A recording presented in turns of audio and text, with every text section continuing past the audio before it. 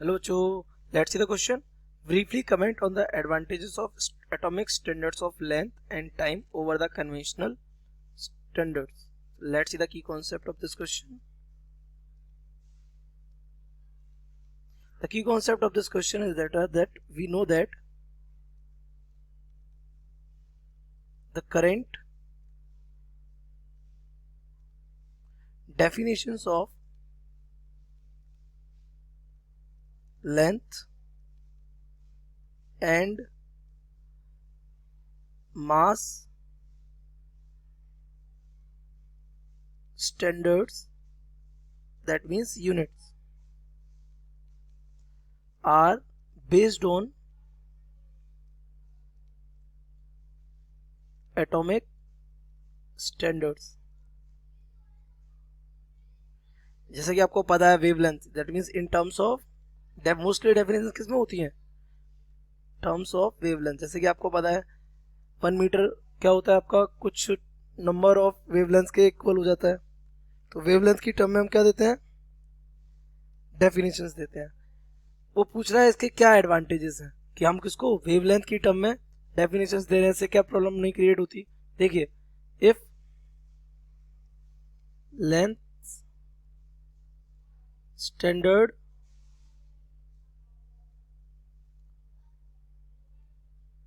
would be a rod, तो क्या हो जाएगा, then it will change its length by many factors like temperature etc, क्योंकि आपको पता है टेम्परेचर चेंज होने से लेंथ में क्या आता है, इंक्रीमेंट आ जाता है। So it must be preserved,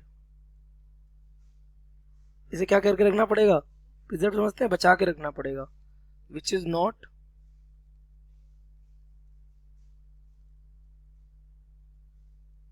accessible. Simply अगर आप लेंथ को एक किसी रॉड की लेंथ के फॉर्म में अगर आप रखते तो वो डेफिनेटली कैसी होती, चेंज होती। बट wavelength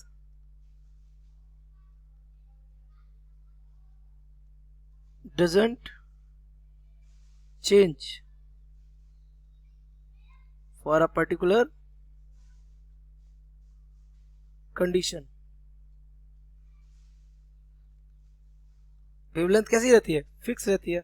अब अगर टाइम के लिए अगर आप देखें तो अगर आप टाइम का स्टैंडर्ड अगर देते हैं क्या, जैसे time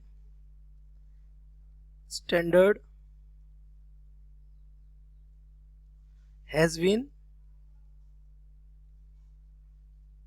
defined on the basis of